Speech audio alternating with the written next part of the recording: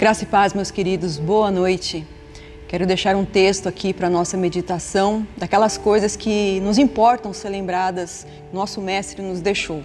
Mateus 24 fala assim: tendo Jesus se assentado no Monte das Oliveiras, os discípulos chegaram até ele em particular e lhe pediram: dize-nos quando ocorrerão essas coisas e qual será o sinal da tua vinda e do fim dos tempos? Então Jesus lhes revelou: cuidado que ninguém vos seduza, pois muitos são os que virão em meu nome proclamando eu sou o Cristo, e desencaminharão muitas pessoas. E vós ouvireis falar de guerras e rumores de guerras. Todavia, não vos desespereis, porque é preciso que tais coisas ocorram, mas ainda não será o fim. Porquanto, nação se levantará contra nação e reino contra reino. Haverá fomes e terremotos em vários lugares. Contudo, esses acontecimentos serão apenas as primeiras dores de um parto. Então, eles vos entregarão para serem afligidos e condenados à morte. E sereis odiados por todas as nações por serem meus seguidores. Nessa época, muitos ficarão escandalizados. Trairão uns aos outros e se odiarão mutuamente. Então, numerosos falsos profetas surgirão e enganarão a muitos. E por causa da multiplicação da maldade, o amor da maioria das pessoas se esfriará. Aquele, porém, que continuar firme até o final será salvo. E este evangelho do reino será pregado em todo o mundo habitado, como testemunho a todas as nações, e então chegará o fim. Importante nós lembrarmos sempre desses acontecimentos. A palavra de Deus é sempre atual. Mas aquele que perseverar até o final será salvo. E essa é a nossa esperança. Nosso Mestre nos deixou essa esperança. Vamos orar? Pai querido, no nome de Jesus, Tua palavra, Senhor, nos dá capacidade, Senhor, de permanecermos ligados, ó Deus, centrados no Teu reino, Senhor, na Tua pessoa, Senhor. Em nome de Jesus, Pai, que nessa noite os meus irmãos, todos nós aqui, Pai, como Tua igreja, Senhor, foquemos o nosso coração, a nossa mente, Pai, todo o nosso ser, Senhor, em Ti, na Tua palavra, Pai, porque o Senhor é um Deus verdadeiro, Pai, e não há iniquidade, mentira nenhuma na Tua pessoa, Senhor. Nós confiamos em Ti, nossas vidas, nossas casas, Senhor, tudo aquilo que nós somos, que nós temos, nós consagramos a Ti, Pai, e nós consagramos este culto também, Senhor. Seja agradável a Ti, Senhor, tudo aquilo que nós venhamos a fazer ao Teu nome, Senhor. Em nome de Jesus. Amém. Amém.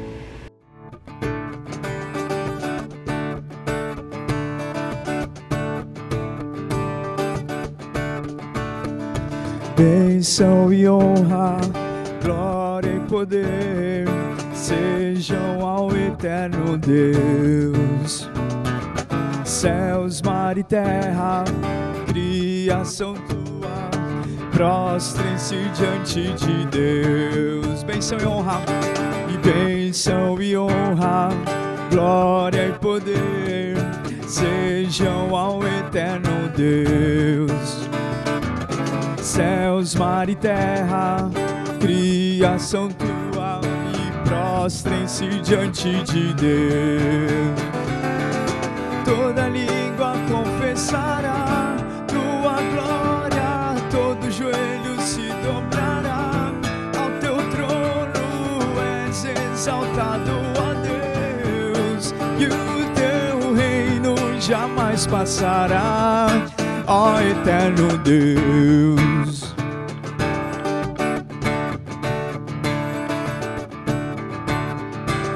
Cante seu reino domina em toda a terra. Cantem ao eterno Deus, pois não há nenhum Deus como o Senhor. Cantem ao eterno Deus, toda língua confessará Tua glória, todo joelho se dobrará ao Teu trono, és exaltado, ó Deus, e o Teu reino jamais passará. Toda língua confessará Tua glória, todo joelho se dobrará ao exaltado, ó Deus. És exaltado, ó Deus. És exaltado, ó Deus. E o teu reino jamais passará, ó eterno Deus.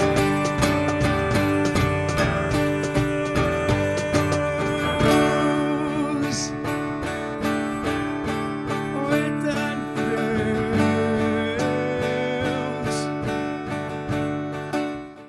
Oi gente, tudo bem? Vou estar falando um pouco com vocês sobre o Ministério de Intercessão.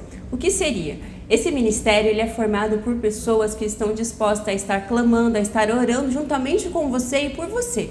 Caso você esteja passando por algum problema, por alguma dificuldade e queira estar entrando em contato conosco, vai estar aparecendo o número aqui embaixo, onde nós estaremos clamando, intercedendo juntamente contigo. Um beijo. Oi gente, graça, paz, tudo bem com vocês? Que bom ter você aqui com a gente, participando do nosso culto, sendo igreja. Eu estava aqui me lembrando da igreja em Atos, né? Que não era considerado uma igreja só porque tinha um local para se reunir.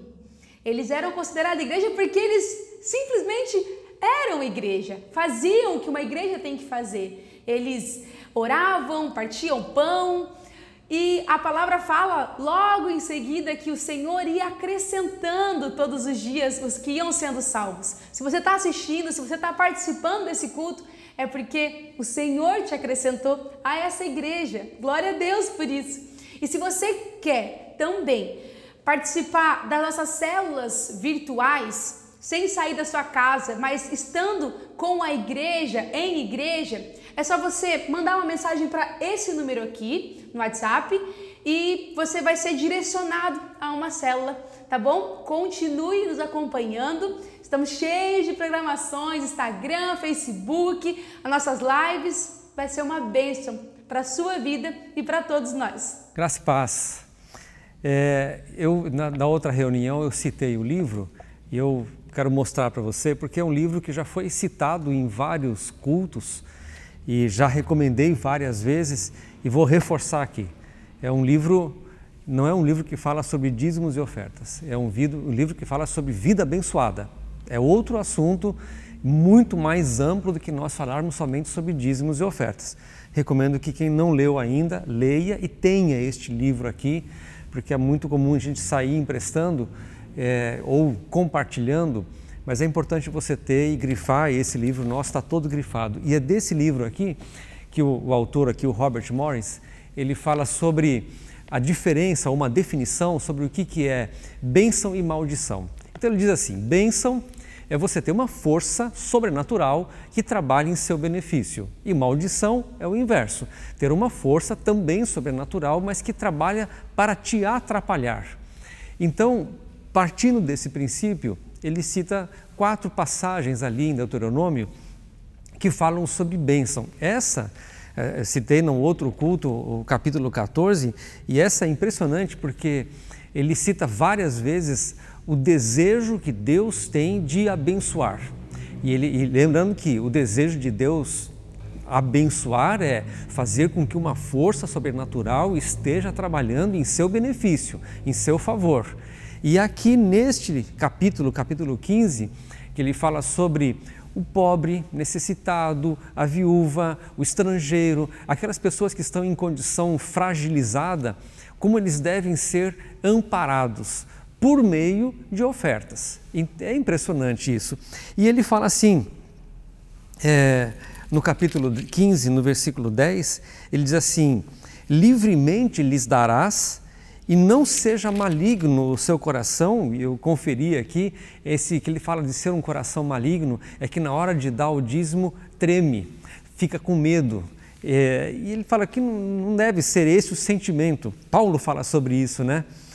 E ele fala assim, quando lhe deres, pois por isso te abençoará o Senhor teu Deus, olha só, em toda obra e em tudo que empreenderes. Agora é um pouco mais específico. Quando nós vimos no outro culto, ele diz sobre todas as áreas da vida, a bênção. Aqui, quando ele fala sobre essa generosidade, essa prontidão em socorrer, em ofertar, ele está falando especificamente sobre o nosso trabalho, a obra das nossas mãos, aquilo que nós empreendermos, ter sobre nós uma força trabalhando em nosso favor. Isso que Deus quer com você, que haja uma força, e nós sabemos que força é essa, Ele que é esta força, a bênção, trabalhando em seu favor. Assim nós vamos orar, consagrando nossos dízimos e ofertas em nome de Jesus. Pai amado, nós colocamos diante do Senhor, consagramos aqui, Senhor, os nossos dízimos e ofertas, nos apropriando da Tua Palavra. Tua Palavra diz que o nosso trabalho será abençoado, que aquilo que nós estivermos empreendendo, a obra das nossas mãos, o esforço que nós fizermos, será um esforço não solitário, não independente, mas será um esforço que tem a Tua cooperação, que tem o Teu apoio, a Tua aprovação. Mais do que isso, tem a Tua força abrindo o caminho para nós. Assim seja, Senhor, em nome do Senhor Jesus. Amém. Amém. Te levamos ao lugar mais alto, Jesus, sumo sacerdote. Te elevamos sobre todo nome.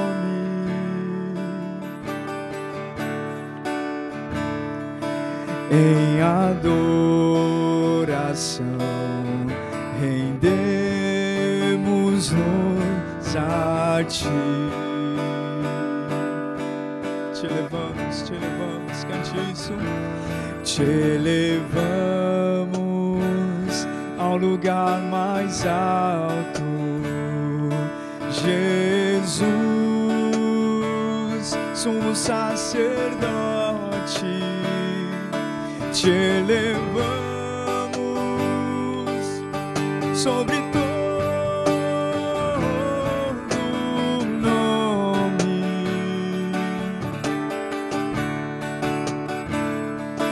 Em adoração rendemos-nos a Ti. Vamos cantar isso mais forte. Nós te elevamos, te elevamos.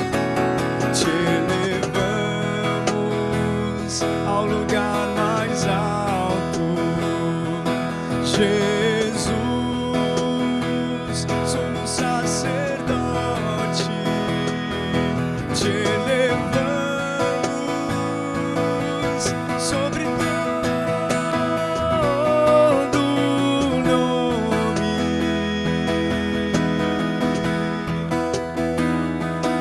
Em adoração rendemos-nos a Ti. Em adoração rendemos-nos a Ti.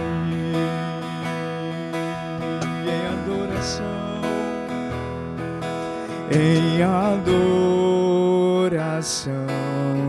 rendemos-nos a Ti. Nós nos prostramos aos Teus pés, Senhor. Rendemos graças ao Teu nome, Jesus. Nós Te adoramos, Senhor. Nós Te elevamos ao mais alto lugar, Senhor. Nós Te elevamos ao mais alto lugar. Prostramos diante da Tua presença, diante da Tua gloriosa presença, Jesus, Jesus. Que os nossos olhos estejam voltados ao Senhor, Jesus.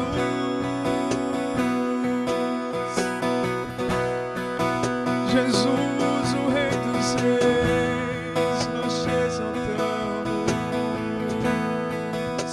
nós Te coroamos, ó Rei Jesus.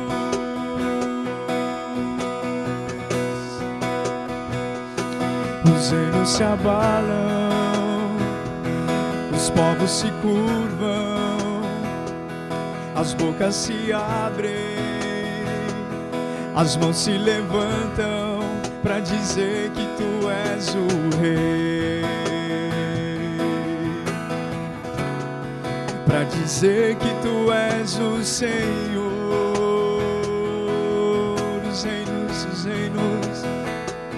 Os reinos se abalam, os povos se curvam, as bocas se abrem, as mãos se levantam para dizer que tu és o Rei,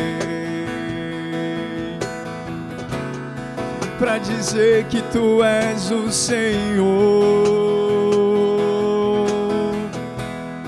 para dizer que tu és o Rei, para dizer que tu és o Senhor. Teu reino é sempre eterno, firmado em misericórdia, justiça e igualdade, bondade e fidelidade. A tua igreja te adora, a tua igreja te adora. Teu reino é sempre eterno, firmado em misericórdia, justiça e igualdade, bondade e fidelidade. A tua igreja te adora, a tua igreja te adora. Vamos cantar do início. Os reinos se abalam, os povos se curvam, as bocas se abrem, as mãos se levantam para dizer que tu és o Rei. Sim, Senhor, para dizer que tu és o Senhor, para dizer que tu és o Rei, para dizer que tu és o Senhor. Teu reino é sempre eterno, firmado em misericórdia, justiça e igualdade, bondade e fidelidade. A tua igreja te adora, a tua igreja te adora. Cante essa última vez.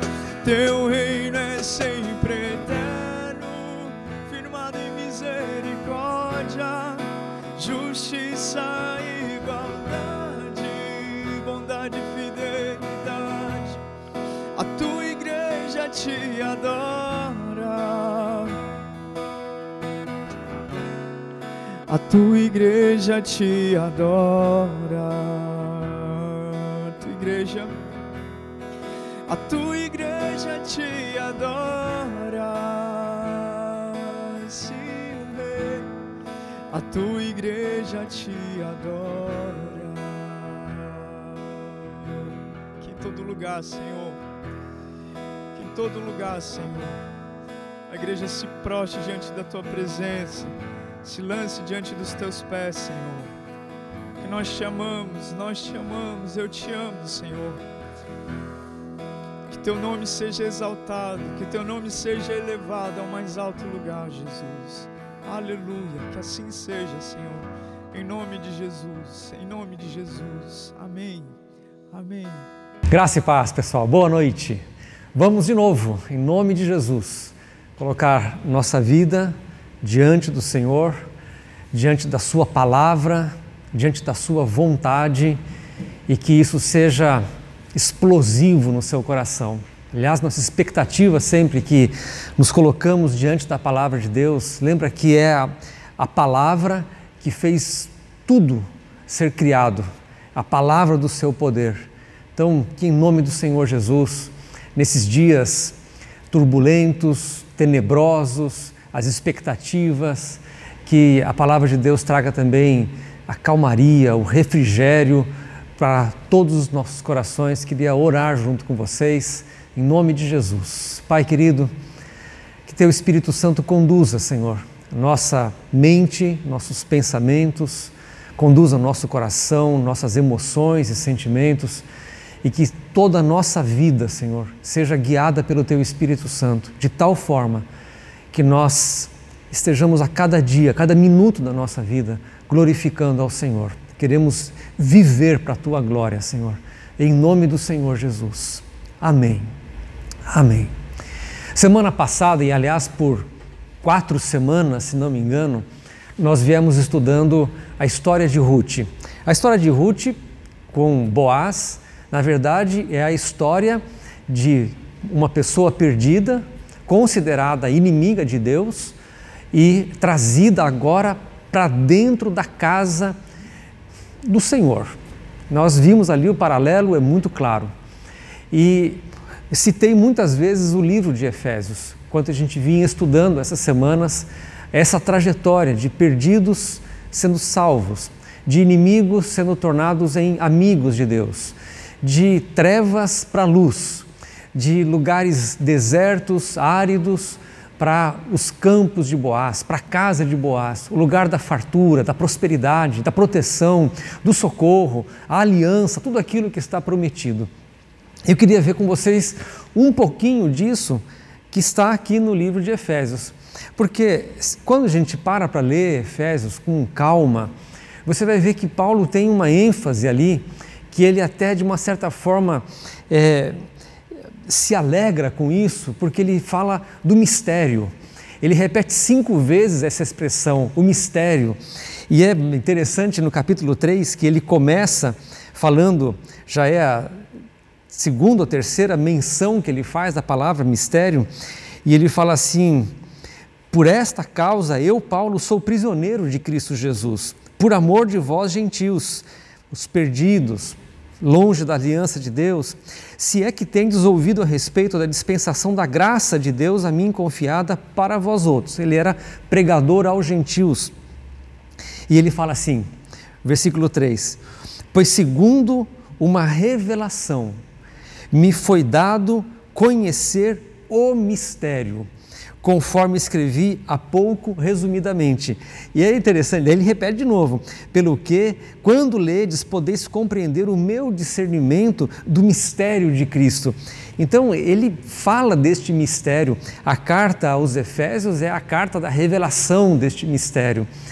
E é interessante nós pararmos para ver, porque se a carta toda gira em torno disso, já citei outras vezes, porque é a união da igreja com Cristo, a salvação, estudarmos um pouco o que é este mistério, o que é aquilo. A palavra mistério aqui significa aquilo que estava oculto, aquilo que era segredo, ou aquilo que estava em secreto, aquilo que ninguém sabia, que ninguém conhecia. Então Paulo fala assim, eu estou escrevendo para que vocês saibam o que me foi dado conhecer, o entendimento que eu tenho a respeito deste mistério, o mistério de Deus.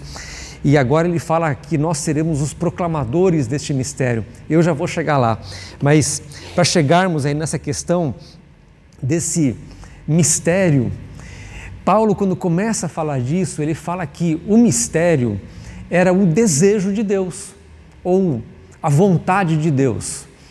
Quando nós começamos a estudar o livro de Ruth, eu falei que Noemi, ela representava justamente a vontade de Deus, que traria Ruth, uma moabita, para Belém, para a casa de Boaz, para a aliança com Boaz, a vontade de Deus. E é justamente isso, o mistério aqui que Paulo está dizendo é a vontade de Deus. Esta vontade de Deus é que estava oculta, estava em segredo, estava coberta e que precisava ser descoberta ou revelada, que é o significado da palavra revelação, descobrir, abrir uma brecha numa cortina para conhecer aquilo que estava lá. Então, quando Paulo fala isso do mistério, né? No capítulo 3, se você for acompanhar aí, no versículo de número 11, ele fala assim, pois segundo o eterno propósito que estabeleceu. Ou seja, Esta vontade de Deus já é uma vontade decidida, era alguma coisa que já havia sido estabelecida antes da criação de todas as coisas e agora está sendo trazido a nós. Importante nós entendermos isso, porque mesmo que como igreja, como filhos de Deus, como servos dele, a gente tenha uma vastidão de assuntos para estudar, para conhecer das Escrituras, nós nunca podemos perder o centro, nunca podemos perder o cerne da coisa, a vontade central de Deus, porque é isso que vai ser para nós a nossa bússola, é isso que vai ser para nós a nossa direção, o nosso balizador do nosso caminho, para seguirmos bem seguramente por esse caminho. Então, qual é esse mistério? Ele já começa falando sobre esse mistério no capítulo de número 1, no versículo de número 9, que ele fala assim: desvendando-nos o mistério da sua vontade. Veja que no capítulo 3 ele falou assim: pois segundo uma revelação me foi dado conhecer o mistério conforme escrevi há pouco resumidamente. Então, este escrevi há pouco é o capítulo 1, que ele está falando qual é esse mistério. Então, no versículo 9 do capítulo 1 ele está falando isso, desvendando-nos o mistério de sua vontade, segundo o seu beneplácito. É uma palavra difícil, é uma palavra até difícil de explicar. Se você for procurar a tradução dessa palavra, ela fala resumidamente que é o prazer. Deus tinha uma vontade, que esta vontade é que dá para ele prazer, alegria, satisfação. Então ele diz assim, desvendando-nos, tirando o véu, trazendo a luz, revelando a nós aquilo que estava oculto, o mistério da sua vontade, segundo o prazer que ele tem de propor isso em Cristo Jesus. Qual é? Agora vem a revelação. E é aqui que nossos olhos têm que estar atentos e preocupados com o nosso coração, inclusive. E ele fala assim, de fazer convergir nele, em Cristo, na dispensação da plenitude dos tempos, todas as coisas. Aqui já é uma riqueza de assuntos e de revelações para nós. Primeiro, quando ele fala de fazer convergir nele, a palavra usada aqui é encabeçamento, é colocar o Senhor Jesus por cabeça, ou torná-lo o comandante de todas as coisas que Deus pretende fazer. Essa expressão é tão séria que Paulo vai repetir essa expressão dentro da revelação da sua vontade, dentro do mistério que agora está sendo conhecido. Ele fala sobre isso no capítulo 1 aí, no versículo 22. Ele fala assim, e pôs todas as coisas debaixo dos pés para ser cabeça. É a mesma palavra usada lá, nesta convergência, encabeçamento. Então, veja qual é a vontade de Deus, que nós estamos agora tomando conhecimento, que está vindo a nós. A vontade do Pai é que tudo seja trazido a Cristo para que Ele seja o cabeça de tudo e de todos. É uma expressão tão forte usada aqui, que ele fala assim, no capítulo 1, versículo 10, onde nós estamos. Ele fala assim, de fazer convergir nele, na dispensação da plenitude dos tempos, todas as coisas. Ele vai repetir essa expressão de novo, o todas as coisas, no versículo 22, onde nós lemos agora. Ele fala assim, e pôs por cabeça sobre todas as coisas. Você imagina que tudo foi criado por Deus. Hoje a Márcia me mencionou um versículo e talvez seja interessante você ver a conclusão disso, antes de nós voltarmos ali, porque nós estamos perseguindo agora uma palavra, todas as coisas. No capítulo 4 de Apocalipse, ele fala assim, lembra quando os anciãos, os seres viventes, todos estão se prostrando diante de Jesus, pelo seu poder e autoridade nos céus e na terra, e aí ele termina o capítulo 4 de Apocalipse dizendo assim, ouça isso, tu és digno, falando a Jesus, Senhor e Deus nosso, de receber a glória, a honra e o poder, olha a expressão, porque todas as coisas tu criaste, sim, por causa da tua vontade, vieram a existir e foram criadas. 2 comentários aqui. Quando ele fala todas as coisas, ele não está falando todas as pessoas. Até uma definição disso, usada por Spurgeon, e ele diz assim: em nenhum momento na Escritura, quando fala todas as coisas, ele se refere a um grupo de pessoas. Todas as coisas, ele se refere a todos os gêneros de coisas existentes. Então, quando a gente imagina o que é esta glória de Jesus, e de que a vontade do Pai é fazer com que tudo seja encabeçado por Ele, ou talvez mais fácil de nós entendermos é que todas as coisas sejam colocadas aos pés do Senhor Jesus. Esse é o plano de Deus, a vontade eterna, o prazer de Deus de que todas as coisas sejam colocadas aos pés do Senhor Jesus, que Ele seja o cabeça de todas as coisas. Lembra da história de Ruth com Boaz que nós estudamos? Era a vontade de Deus trazer Ruth para aquele momento de estar ali nos campos de Boaz, aos pés de Boaz e firmando uma aliança com Boaz, assentando-se na sua mesa e indo para a sua casa. Mas a figura central não é Ruth, a figura central é Boaz, é o homem forte, aquele que prevalece sobre tudo e sobre todos, porque é a figura de Jesus.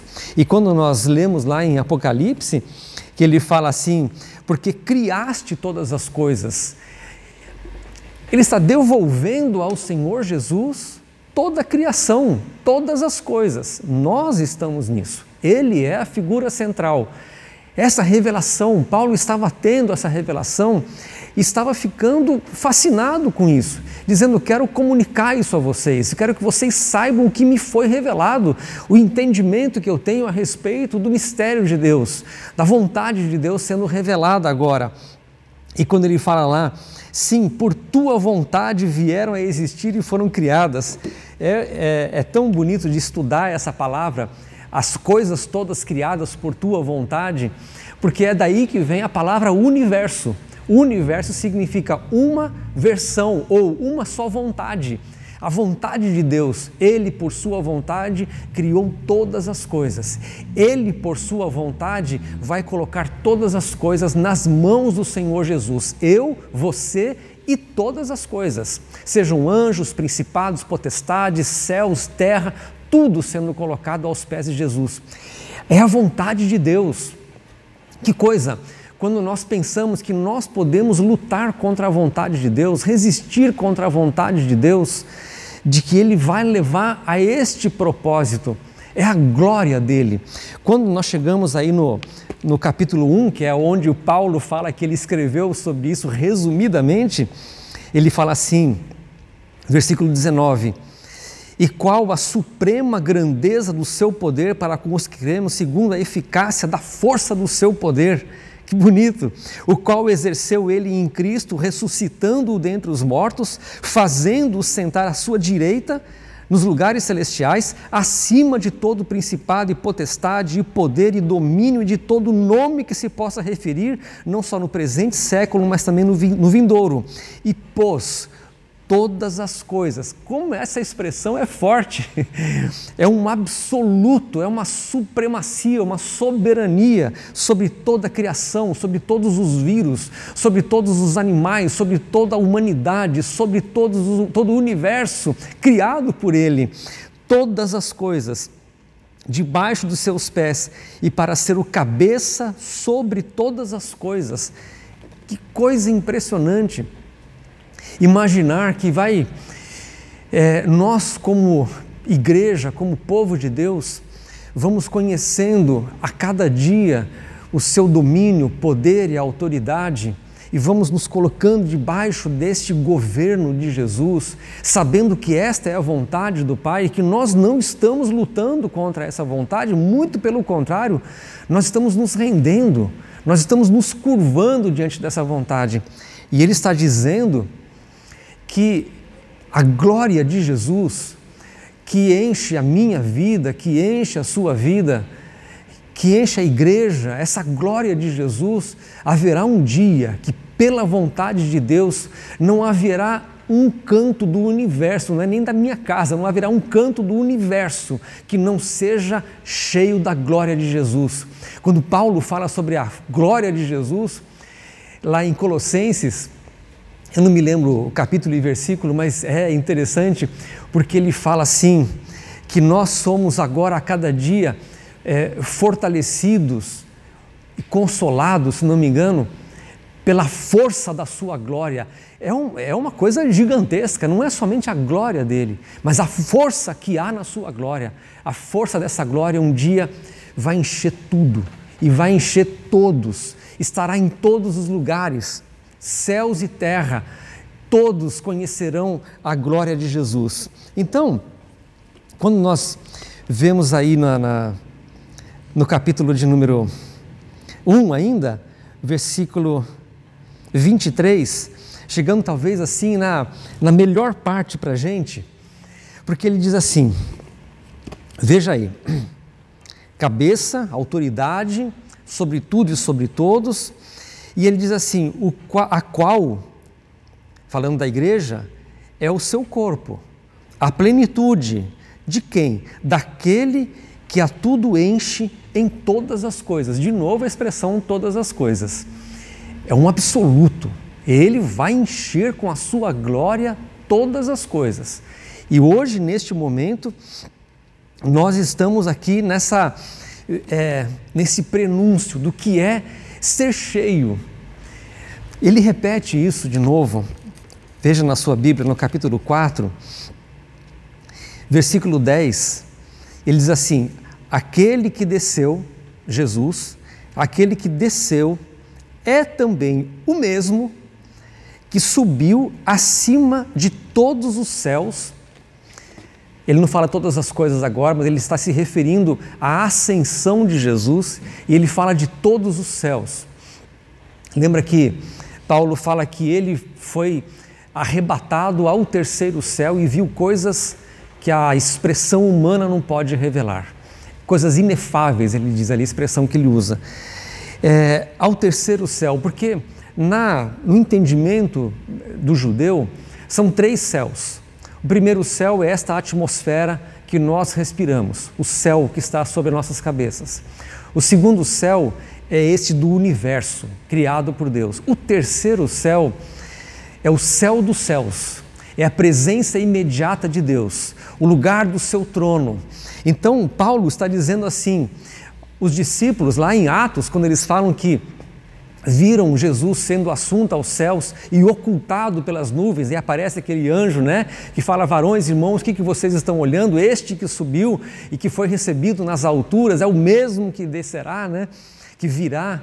Eles não tinham noção ainda de que era este lugar para onde Jesus tinha ido, mas nós temos a Escritura, nós temos Apocalipse, nós temos as cartas, nós temos a revelação para entender que Jesus, ele, quando ascendeu aos céus, ele foi aos céus dos céus. A confirmação para nós é o derramar do Espírito Santo. Ele assentou-se à destra da majestade nas alturas e derramou a promessa do Espírito Santo. Tudo isso estava previsto.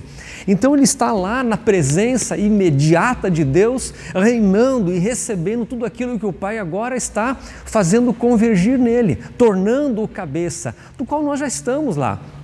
E ele continua ali, dizendo então, ele subiu, é o mesmo que subiu acima de todos os céus, e de novo a expressão, para encher todas as coisas. E aqui que eu acho que é a expressão mais bonita, e que diz muito respeito a nós, não só pela revelação de quem é Jesus, diante do qual nós nos curvamos, nós nos entregamos, nós nos rendemos, mas a expressão que Paulo usa aqui, este encher todas as coisas, ela não é o sentido de encher somente de encher um copo até a sua altura. Ele fala, a palavra traduzida seria para dar sentido, para dar plenitude, para trazer realização. O significado é muito amplo, mas a gente entende às vezes o vazio que a humanidade tem, o vazio que muitas vezes nós temos. Como Salomão escreve, vaidade de vaidades, correr atrás de vaidades, a expressão lá é correr atrás de bolhas de sabão.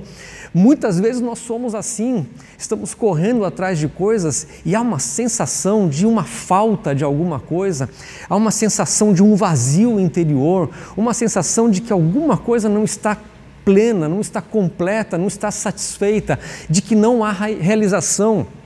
Por isso muitas pessoas correm atrás de dinheiro e sempre querem mais e mais e mais e mais. Vão atrás de fama e querem mais, mais, mais. Buscam satisfação da sua carne cada vez mais e mais e mais e nunca chegam a uma sensação de satisfação, de realização, de plenitude, de estar satisfeito, cheio, como ele diz aqui. Por quê? Porque a vontade de Deus está sendo violada. A única coisa que de fato vai encher todas as coisas, a minha vida, minha história, meu coração, os meus anseios, os meus planos, o único que pode encher isso é o Senhor Jesus.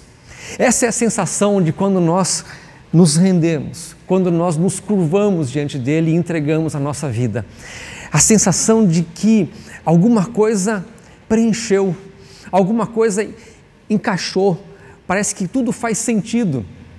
Aliás, uma das traduções da expressão usada aqui de encher é justamente essa, fazer dar sentido.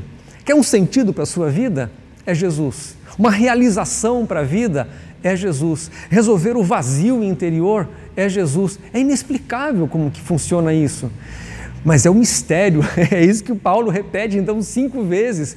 E ele ali, parece que ele está até ansioso falando sobre isso. Ele fala assim, vou repetir.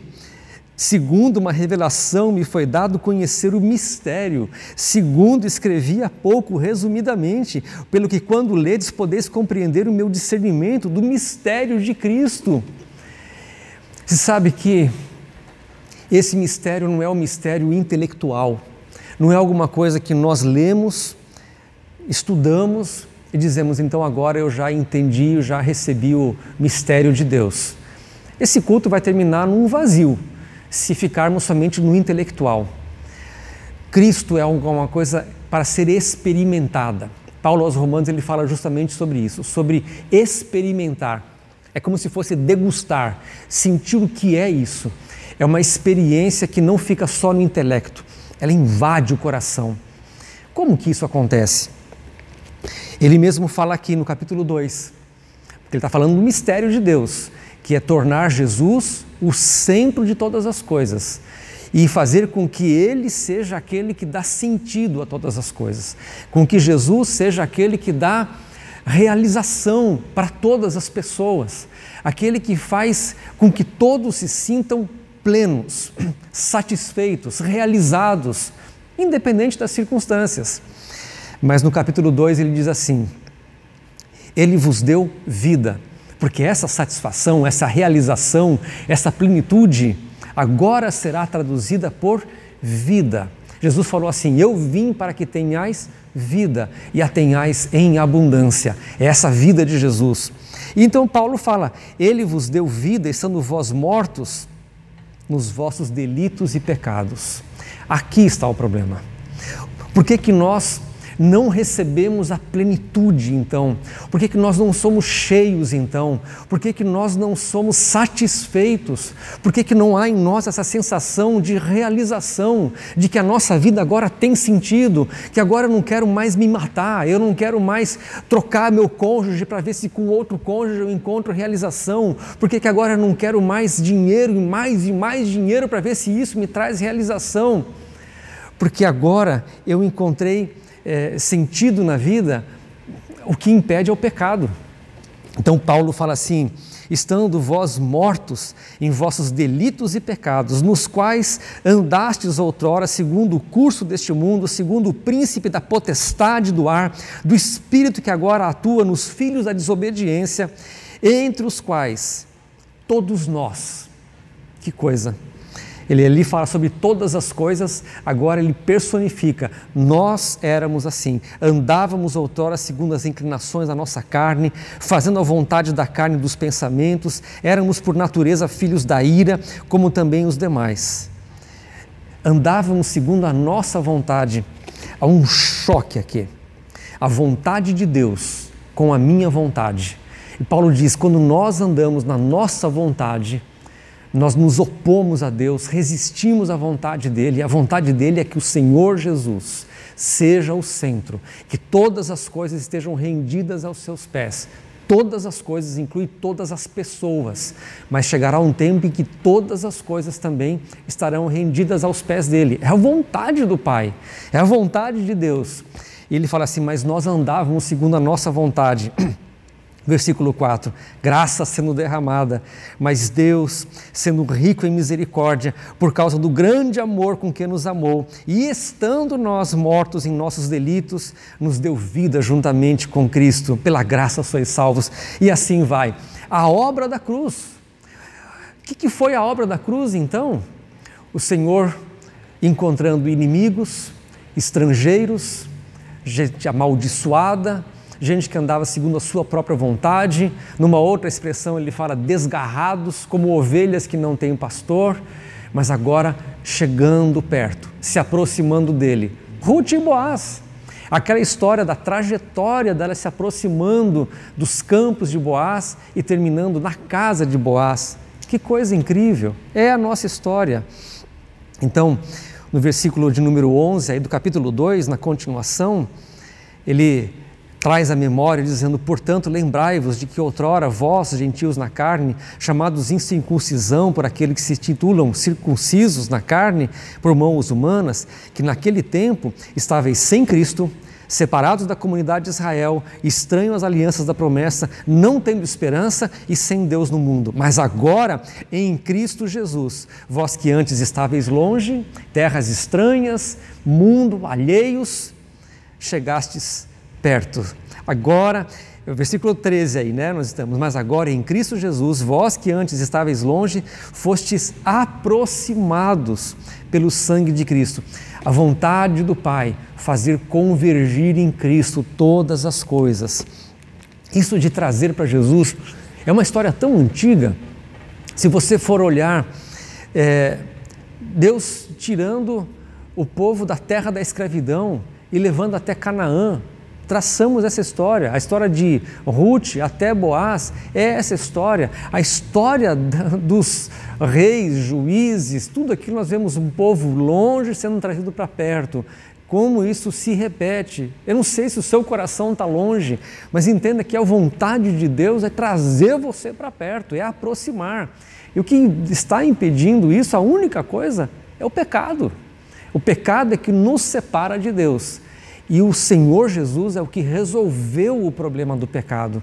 Então agora o plano de Deus é trazer para perto dele. E aí sim continua a carta aos Efésios, uma carta fantástica, mas eu imagino que você já entendeu por que nós adoramos, por que nós cantamos sobre Jesus, por que nós voltamos toda a nossa atenção naquilo que nós assistimos, naquilo que nós lemos, naquilo que nós ouvimos, nas pessoas com quem nós andamos, se tudo isso está nos levando em direção ao Senhor Jesus, porque há tantas coisas que nos afastam dele e nós temos que filtrar, avaliar todas as coisas, se são coisas que estão nos levando ao Senhor Jesus, aos seus pés, a que Ele seja aquele que vai encher, satisfazer a nossa vida. Eu vou repetir, isso é inexplicável, é uma experiência que deve ser tida cada um individualmente. Tem uma continuação dessa história que diz respeito à nossa responsabilidade, porque um dos momentos em que Paulo fala a respeito de mistério aqui, ele fala assim, mas eu me refiro a Cristo e à igreja, grande é este mistério, mas eu me refiro a Cristo e à igreja. Porque na continuação do entendimento de Paulo sobre o que é o mistério revelado agora, ele fala ali sobre o encabeçamento de Cristo, a convergência de todas as coisas e Ele enchendo todas as coisas, Ele sendo o Criador de todas as coisas e aquele que recebe para Ele todas as coisas e encherá com a sua glória todas as coisas. Mas Ele fala sobre a igreja e Ele se apresenta e agora diz respeito à nossa responsabilidade. Ouça com atenção isso. capítulo 3, versículo 8. Paulo diz assim: a mim, o menor de todos os santos, me foi dada essa graça de pregar, primeira coisa, aos gentios, o evangelho, as insondáveis riquezas de Cristo, e manifestar qual seja a dispensação do mistério desde os séculos oculto em Deus que criou todas as coisas. Então você vê, todas as coisas, Paulo está enfatizando essa questão do todas as coisas em Jesus. E ele, versículo 10, ele dá continuidade, para que pela igreja, ele e agora todos nós, a multiforme sabedoria de Deus se torne conhecida, agora dos principados, potestades, nas regiões celestiais. Então, veja que ele está dizendo o seguinte: uma vez que nós conhecemos o mistério de Deus e que experimentamos, porque a nossa vida foi cheia agora, cheia da plenitude, experimentamos aquela glória que um dia vai encher todas as coisas, nós já estamos experimentando a realização, a satisfação que nós temos em Cristo, nós já estamos experimentando coisas que o mundo vai conhecer futuramente, mas ele está dizendo que há uma responsabilidade sobre nós, como igreja, que é pregar e manifestar.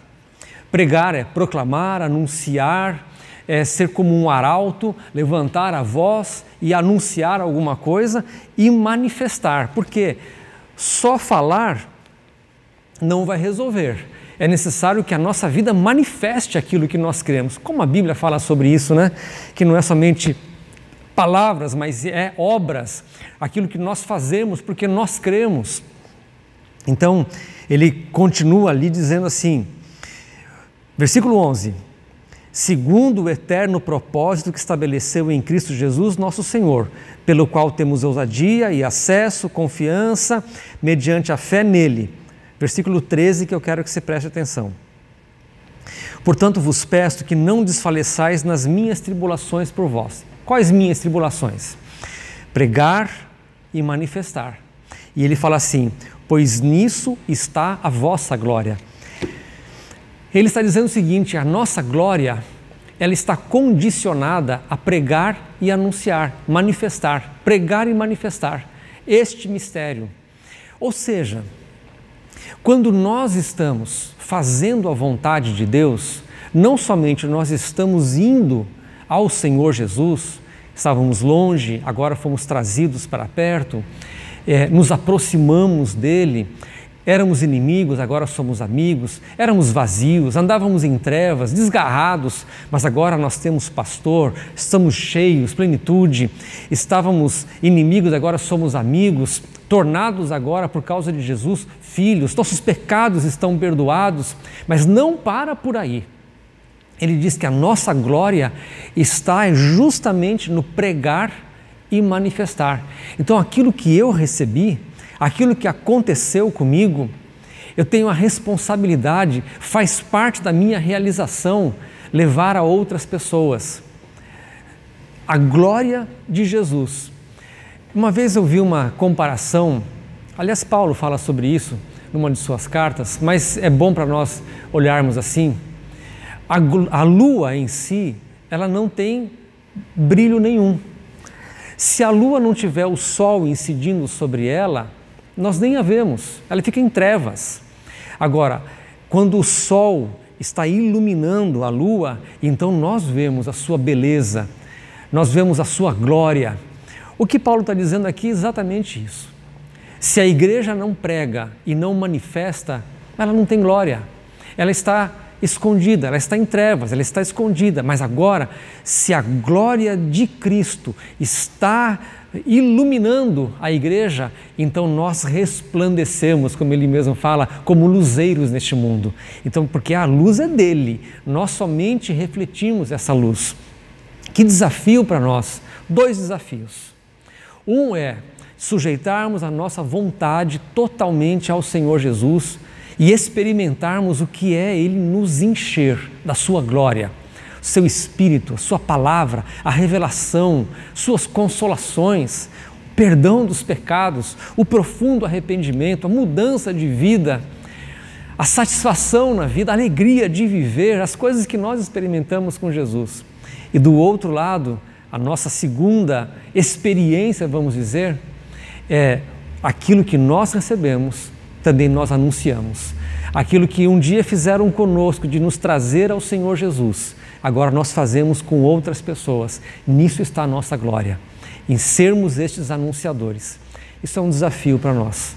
Eu quero colocar esse desafio para você nesses dias, onde nosso trabalhar como igreja trazendo esperança, trazendo conhecimento do domínio que o Senhor Jesus tem sobre todas as coisas, de proclamar o seu reino, de pregar, como Paulo falou, manifestar nossa esperança em Cristo, nossa paz em meio à pandemia, não nos desesperarmos, saber que Ele está no controle de todas as coisas, que todas as coisas estão sob o seu domínio e autoridade, e de levarmos pessoas ao Senhor Jesus. Você tem feito isso esses dias? Como que você tem usado as redes sociais? Como que você tem se comunicado com os seus conhecidos, parentes, amigos? Como que você usa o seu WhatsApp? Quando você tem contato com qualquer pessoa, você fala da glória de Jesus? Você fala da esperança que há nele? Você ora pelas pessoas? Que desafio para nós! Nossa glória está nisso. Abra a sua boca, seja um proclamador, seja um pregador e manifestador deste mistério. Você sabe esse mistério, você experimentou esse mistério, então agora leve adiante isso. Esse é o desafio que fica no meu coração e que eu espero que esteja explodindo no seu coração, tomando a sua mente, voltando a sua atenção para isso, de como que você pode, nos dias que nós vivemos, com os recursos que nós temos, ser um proclamador deste reino bendito, deste Senhor amoroso, como Paulo falou aqui, o seu muito amor com que nos amou. É muito amor derramado para nós, sobre nós e por nós. Então, em nome do Senhor Jesus, eu quero orar com você, igreja, comunidade da graça, com você que está acompanhando os cultos pela internet, você que conhece crentes, que você pode se aproximar deles e dizer, me fale a respeito deste que Deus quer que eu encontre, esse que o Deus Pai quer que eu renda a minha vontade.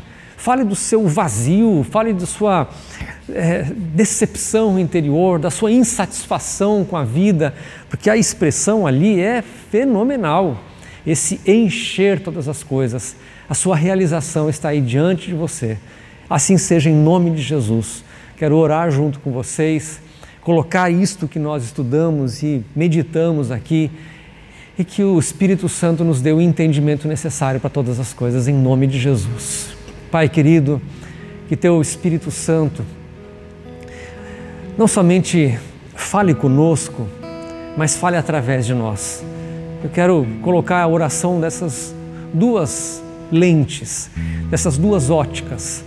Uma é que talvez nós tenhamos pessoas aqui, Senhor, que estão acompanhando, ouvindo essas mensagens e que não tenham ainda encontrado realização na vida.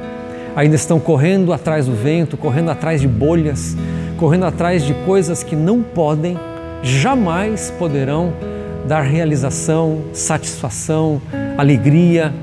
Pelo contrário, muitas dessas coisas vão trazer ainda mais tristeza, mais decepções. Que Teu Espírito Santo ilumine, dê entendimento, dê revelação e conduza essas pessoas, ainda hoje, Senhor, a fazer uma oração sincera diante do Senhor Jesus, estabelecendo o Senhor como o centro de sua vida, em nome do Senhor Jesus. Por outro lado, eu oro, Senhor, com os meus irmãos, como igreja, como aqueles que proclamam, anunciam, que já encontraram o mistério, que então agora, Senhor, nós nos levantemos como aqueles que pregam e manifestam e que trazem pessoas até o Senhor, que essa é a nossa glória, trazer vidas, sejam nossos parentes, conhecidos, amigos, vizinhos, colegas de trabalho, colegas nos estudos, pessoas que olharão, meu Deus, para cada um de nós e verão homens e mulheres realizados, gente feliz, não porque tem tudo, mas feliz porque te encontrou, estão realizados, estão plenos, estão satisfeitos. E as coisas todas serão só objeto de lucro, de vantagens que nós recebemos nessa terra, mas são coisas transitórias e passageiras, que nada delas domina mais o nosso coração. Assim seja, Senhor, que Teu Espírito Santo traga paz, consolação, quietude, Senhor, no coração do Teu povo, da Tua igreja. Assim seja, em nome de Jesus. Amém. Amém. O Senhor te guarde, o Senhor te revele, o Senhor te faça conhecer os mistérios dEle, Ele enche o seu coração, te dê a alegria de viver, em nome do Senhor Jesus. Amo vocês e espero ansiosamente o dia em que nós vamos reunir de novo como igreja e fazer festa. Até já, em nome de Jesus. Jesus é o centro de tudo que há. Jesus é o centro de tudo que há. O início e o fim, desde a eternidade, tudo é sobre Jesus.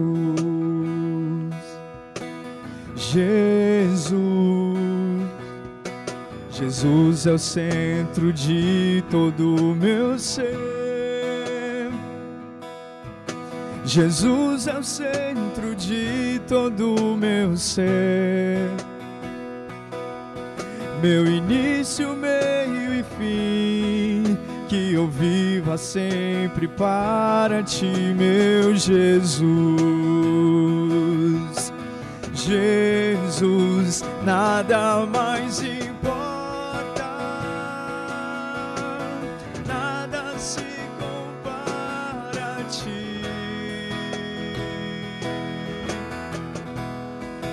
Jesus, Tu és o centro e tudo aponta para Ti. Jesus, que em meu coração,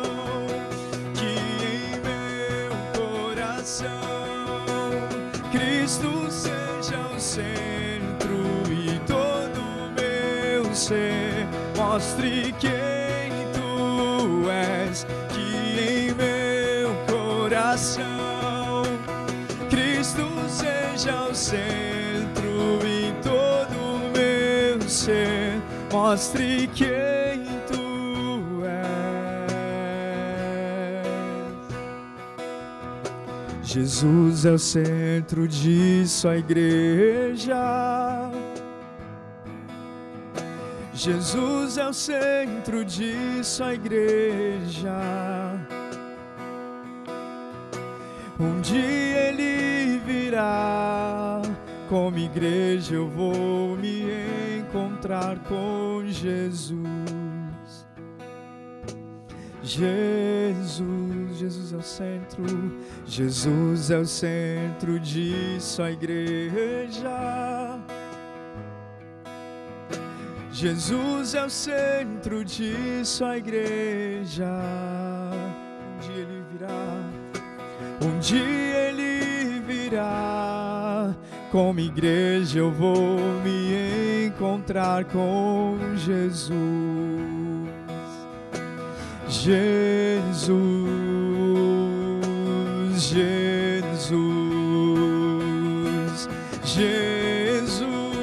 cante isso. Jesus, nome glorioso é o nome de Jesus.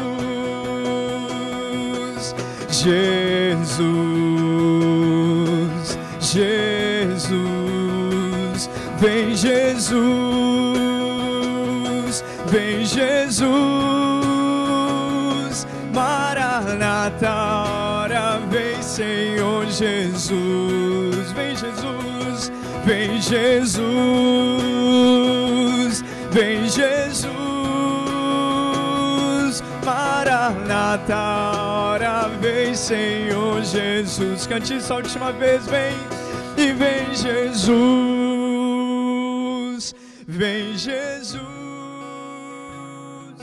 Maranata, ora vem Senhor Jesus, vem Jesus, e vem Jesus, vem Jesus, Maranata, hora vem Senhor Jesus. E nós te aguardamos, Senhor. Nós te aguardamos, Senhor. Aleluia.